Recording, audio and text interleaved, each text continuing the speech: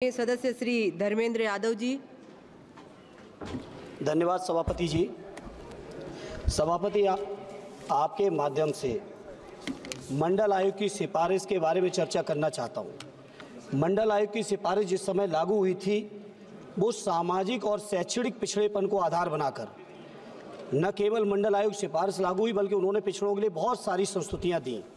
लेकिन सभापति जी, मंडल आयोग की सिफारिश इसी सदन के पारित किए हुए कानून और तमाम चीज़ों की धज्जियां उड़ाते हुए 2014 से लेके अब तक देश के तकरीबन 150 IAS अधिकारी जो अपनी मेधा, प्रतिभा और मेहनत से सफल हुए थे यूपीएससी की परीक्षा में, उस परीक्षा के सफलता के बावजूद उन्हें नियुक्ति पत्र नहीं मिल रहा है। सभापति जी, मंडल आयोग की सिफारिश के बाद 1993 में DOPT ने कार्यालय ज्ञापन जारी किया, जिस कार्यालय ज्ञापन के माध्यम से कहा गया कि अगर कोई अभ्यर्थी चयनित हो रहा है तो उसके माता पिता की जो वेतन की आय है, जो कृषि की आय है, वो उसमें क्रीमी लेयर की कैटेगरी में काउंट नहीं होगी। लेकिन सभापति जी, 1914 से लेके आज तक लगातार शैक्षणिक आय, लगातार ये वेतन की आय, कृषि की आय को जोड़ के 150 से ज़्यादा हमारे अभ्यर्थी जो चयनित हैं वो सड़कों पे घूम रहे हैं।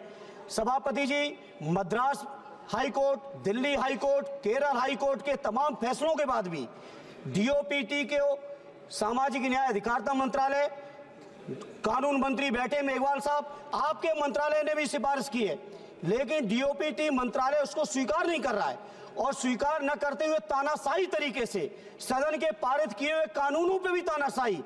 सभापति जी, आश्चर्य आपको इस बात का होगा, एक बसंत कुमार नाम का अभ्यर्थी जो रक्षा मंत्रालय की ऑडिट सर्विस में सेलेक्ट हुआ, उसी प्रमाण पत्र, आय प्रमाण पत्र के आधार पर 2023 की परीक्षा में 47वीं रैंक पाकर IAS की परीक्षा टॉप कर रहा था। ऐसे भी परीक्षार्थी आज सड़कों पे घूम रहे हैं। सभापति जी, इसे सभापति जी मेरी आपके माध्यम से सरकार से प्रार्थना है कि देश की संसद की जो सर्वोच्चता है, देश के संविधान पे भी 2 दिन तक लंबे बखान किए भाजपा की ओर से, उन तमाम चीजों को नंदाज करके जो हमारे नौजवानों के साथ शोषण हो रहा है, अन्याय हो रहा है।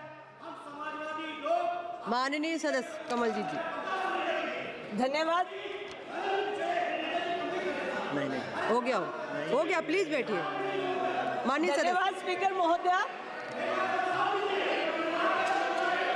धन्यवाद स्पीकर महोदया। मैं आपका ध्यान दिल्ली की एक गंभीर समस्या की तरफ दिलाना चाहती हूँ।